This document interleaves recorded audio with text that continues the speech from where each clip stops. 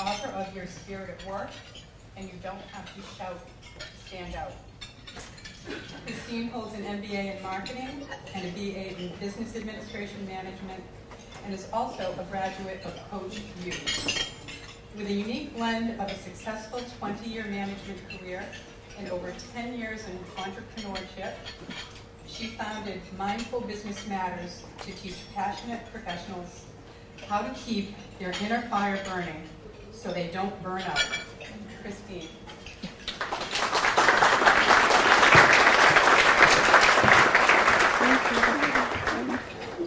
Can't wait. You're so sweet.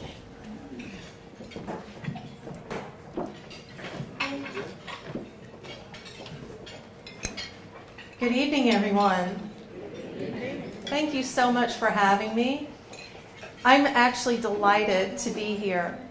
2 short months ago, I didn't even know that I would be here in this room, much less know about the Women's Resource Center.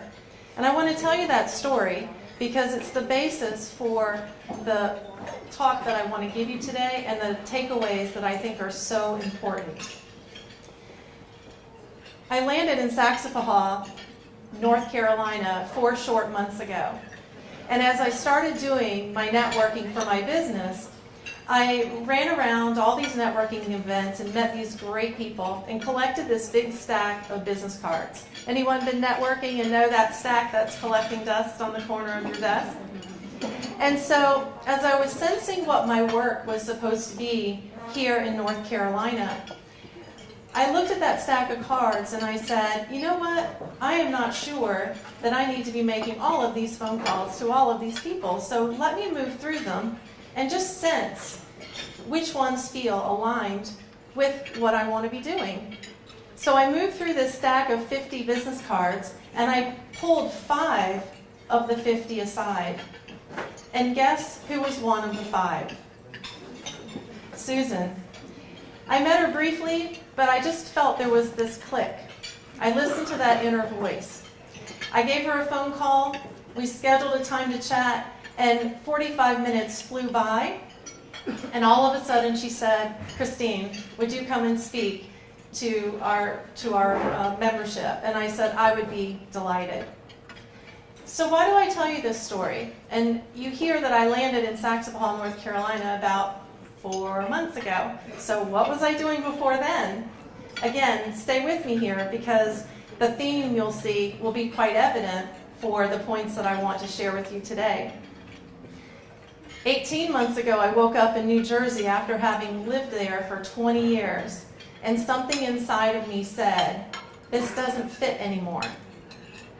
Now, I heard somewhere that women really know what they don't want and men really know what they want. I don't know if that's true or not. What I practice, however, is just embodying the feeling and the characteristics of what I choose my life to be, how I choose to create my life. And when I woke up that morning and I knew what I didn't want, I also knew that I could empower myself by thinking about what it was I did want. And so I began to really sense the characteristics of the place I wanted to live next or the work that I wanted to do next. And out of the blue, I get a phone call from a woman in Stanton, Virginia. No, not Saxapahaw, North Carolina, but Stanton, Virginia, of all places. Stanton, Virginia is the place that I stop on my drive from New Jersey to Columbia, South Carolina, to visit my family for the holidays. It's exactly halfway. And this woman was calling to get a landlord reference for Christine Clifton, the landlord in New Jersey. It's only one thing. I wasn't a landlord. So like good Southern women do, because I was raised in Columbia, South Carolina, we had ourselves a nice chat. We hung up the phone, and I immediately sensed there was something for me in Stanton, Virginia. So 10 days later, I hop in the car, and I take a road trip down to Stanton. I'm looking at it in a new way now, because now, out of the blue, how could that phone call have come if it wasn't because I was realigning my ideal life design, as I like to call it? I met people serendipitously, people in the business community. I even saw the place that I wanted to live. I called the man who was renting it. We agreed on an arrangement, and I went back to New Jersey, turned in my notice with my landlord, gave away almost everything I own and sold a lot of it as well, packed my Mini Cooper convertible. Doesn't hold a lot, by the way. And I was ready to head down to Stanton. It's only one problem. The landlord changed his mind. So here I was, no place to live. My little teeny Mini Cooper packed to the gills. A client of mine said, "How's your relocation to Virginia going?" And I said, "It's not." And he said, "Well, if you'd ever like to live in North Carolina, my father is renting out a furnished condo in Southport, North Carolina, if you'd like to land there." Still not Saxapahaw, North Carolina, right? And I said, "Why not?" So I jumped in my Mini Cooper, packed to the gills. I drove to Southport and ended up having a beautiful working sabbatical there for 3 seasons, the fall, the winter, and this past spring. But as the turn of the year came, I really started I got that feeling again. Nod your heads yes if you've ever had that little unsettling, like things just aren't fitting or not working for you. And I scheduled a weekend for myself in Durham, North Carolina to see a comedian. I booked an Airbnb and I connected with some New Jersey friends that were living in the Triangle area. Within 1 week of that weekend, having connected with those colleagues, one of them hired me as his consultant and coach for his business. 1 week later, he referred me to someone else who then hired me. And 3 weeks after that, I had a third new client in the Triangle. So guess where my eyes went? Into the Triangle area. And as people were asking me where I wanted to live, I said, I want a slower pace, I want warmer weather, I want friendlier people, and I also want a small town on a body of water in a cottage. And someone said, "Saxapahaw, you've got it." Now, you might hear that story and say, "Good Lord, this gal can't stick to one thing." And I look back into my background and I wonder, how did I come to be this way? How am I this agile to be ready, willing, and able to make these kinds of changes in my life? Now, granted, I was in New Jersey for 20 years. So I want to give you a quick picture of who that young woman and little girl is. So I was raised in a family full of boys. I have 3 brothers and all male cousins on both sides of my family. I could wrestle with the best of them, make those armpit noises, you know what I'm talking about. And I was also the only girl in the entire baseball league in my community. Because I, darn it, was playing baseball. And I showed them when I won the game by catching the winning out. So I just knew what I knew. This is how I was raised, military family. Yes, my mother wore combat boots, retired lieutenant colonel in the Army, and my dad, full bird colonel. So I was raised with a lot of duty, responsibility, and obligation. I was also an introvert. I was fascinated with human behavior and watching how people moved through the world and the choices that they made. I was also, what I came later to understand, a highly sensitive person. I would cry at the drop of a hat. Remember those Hallmark commercials? Forget it. I was a puddle on the floor. And my dad, in his military style, said, "You've got to get thicker skin, Christine. You need to not cry so much."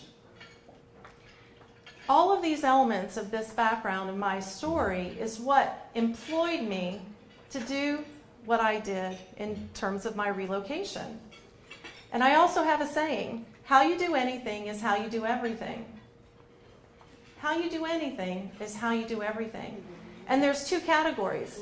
One is the category of belief system that you carry in yourself, in your being. The other is a sometimes wiring or conditioning that you may have been given. So let me give you a quick example of that. My father saved money for us 4 kids to go to school, and I was presented with 2 options. I could go to USC, or I could go to Columbia College, which was an all-girls school in Columbia, South Carolina, but only if I could get an academic scholarship. Unlike today, where most kids know they could probably apply to any school, I didn't even know there was more than 2 schools. Those were my choices. That was the limitation that was imposed upon me by my well-meaning father, because that's what he could afford in terms of my schooling. But somehow, in my travels, I began to expand my belief system beyond just what I could see. Can you hear that in the stories that I shared about my moving? So think about your life. I call it the BS, the belief systems that are holding you back, that you might not even know are implanted in you. Our parents did the best they could at any given point in time. We've encountered experiences in our lives that form us and change us, quite honestly. If you had told me 10 years ago that I would be standing in front of a room full of 200 people and speaking, I would have laughed you out of the room. But what happened was I had somebody very formative in my life who taught me the power of story and the power of message. When I look at my schooling, I didn't intend to go for my MBA. When I was in my company, my boss wanted me to have more credibility. Meaning, in that company, they only knew me as the HR director. They didn't know me as business-minded. Before that, I had run department stores. I had run restaurants. I had been an HR person in insurance. But this particular company didn't see me as a businesswoman, just as the HR person. So I went for my MBA.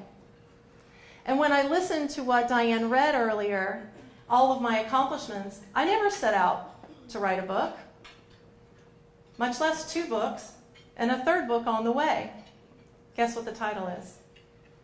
Get ready, get set, flow. Right? Because when we listen to that inner leader, that inner voice, this calling that we have, it will never lead us astray. What comes up, though, is those, BSs, right? The belief systems. It might be fear. It might be scarcity. It might be resources. But when you call, I call it a calling. The root of the word vocation is in the Latin for voice. So vocation is a calling that you literally hear. And when we're aligned with that and we listen to that leading, it will never lead us astray. Now, in my case, I'm lucky that I work remotely with my clients and I could pick up and move all of those times. However, if you look back on my career, when I started, I was a restaurant manager inside of a hotel in Columbia, South Carolina. And then I became a retail department store manager. And then I became human resources in retail. And then I became human resources in insurance. Each of those moves were my choice because I began to embody those positions, opportunities, and highly successful in my career. But I knew what felt right, what was aligned, and what wasn't. And in my next choice, I was able to separate the wheat from the chaff and say, this is what I'm choosing. I want more of this, and I want a little less of that. The other key to this element of, maybe it's even a formula, is that when we have the ability to articulate that vision for ourselves, you are literally and figuratively expanding your reach because others are hearing you. Like my client who said, well, Virginia didn't work out, so how about North Carolina? But if I had just kept it to myself, I wouldn't have had that opportunity. Aligning yourself with that belief system is key. And let me tell you a story about where I learned about belief. When I stepped into entrepreneurship in 2008, I started a coaching practice with women with chronic illness. I myself had battled chronic illness, and I had chosen a holistic health path. I had fibromyalgia and chronic fatigue. There were days when I couldn't get off the sofa, and there were days when I felt like I had all the energy in the world. And as I moved through that and I learned the skills and the modalities that were available to me, I wanted to coach women and show them what they had available to them. So as I stepped into that first stage of entrepreneurship, I say one of my greatest successes is I was so naive. I really didn't know how to start a business. I didn't know what I was doing, but I knew that I could. Belief. As things moved through that particular iteration of my business, I wanted to bring more and more holistic wellness to other people. And I was running all over the place doing talks and workshops. I was teaching dance. I'm a swing dance teacher and a fitness teacher as well. And I wanted to bring it all in one place. And so I decided to open a wellness studio. Why not? Seems like the perfect thing. This was the most fun year I've had in my entrepreneurship. Pulling that together, talking with people, networking. I walked into that studio and saw that beautiful 1,000 square foot wood dance floor, and my toes just wanted to get themselves around it. And I had my business plan. Everything was shored up. But I started here with my results of my business, and as the year progressed, the results went this direction instead of this way like my business plan. Now, we've all heard that statistic. Most small businesses fail within 3 to 5 years. And here I am, 1 year in, angsting about my balance sheet, knowing that I had this calling to bring this type of work to people. After 2 agonizing months, I decided to turn the key on that wellness studio. And like most people who saw a vision kind of die, you can imagine what I did next. It wasn't Chunky Monkey on the sofa. I threw a party. Why did I throw a party when I was in such despair about my business failing? Because my belief system was that that wasn't the end.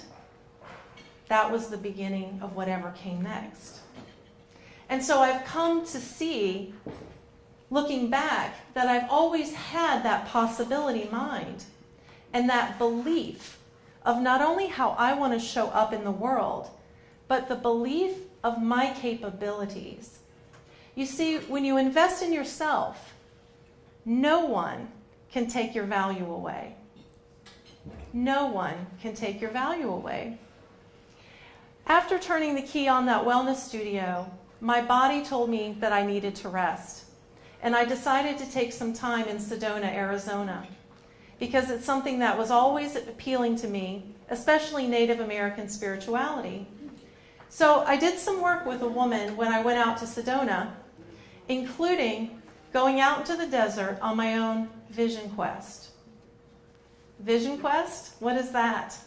In Native American practice, young people move out into the wilderness for a period of time to find their vision for their lives. And I was in the middle of the desert with bats diving at my head, watching the stars, and envisioning my next iteration. A few days later, Sandra, my hostess, called me and said, "Christine, you're not going to believe what we have a chance to do. On the 5 Hopi Mesas, they've called Kachina dances on 3 of them." Now, a Kachina dance is a sacred ceremony, not a public performance, where they literally call to their gods for the resources that they need for the village. And so Sandra, running a nonprofit for the Hopi community, invited me to join her.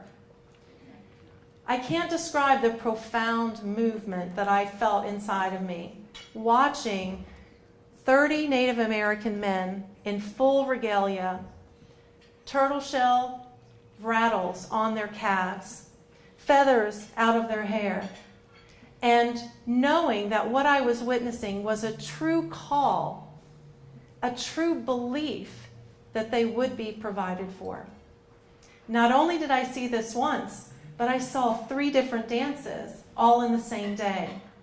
I was profoundly changed because I learned that belief isn't just about, I believe in God, the universe, the source of your understanding, fill in the blank for you. It's an embodied knowing. It's not just a trite thing to say. It's an embodied knowing in your being. And as I came off of that, I realized that I wasn't ready to start my own business, that I needed to take that time to really understand where I was being led next. So, move forward till today, and you heard the story of landing here.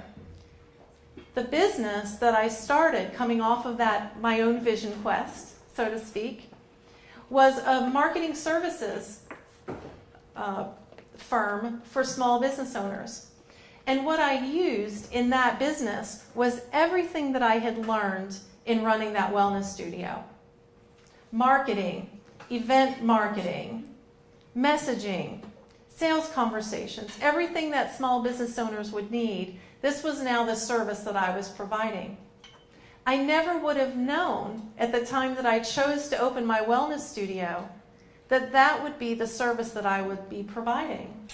But when I articulated my vision to my business community, when I re-entered it that year, they said, Christine, this is what we want from you.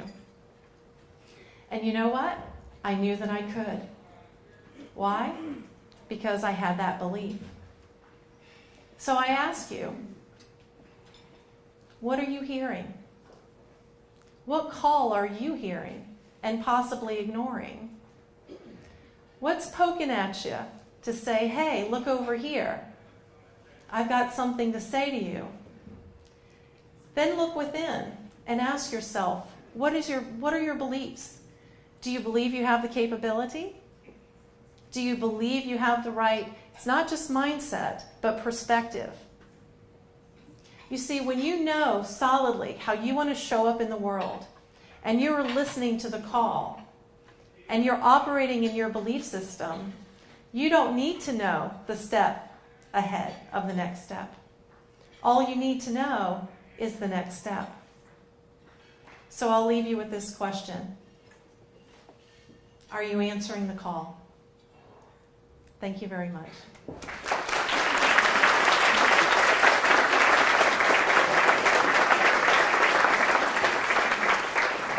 Christine, thank you so much. You do weave a wonderful story, and we have a little something to give you. Oh. Cheat sheets. Oh my. This is a piece of Susan Kern Falcon pottery that the gifts that some of the awards that will be given out tonight for our Founders Award winner and our Rising Star, but we also have one for our speakers. So Oh, thank you very much. so much. Can I give you a hug? Oh, absolutely. Just don't drop it. Yes, I won't drop it. Thank you,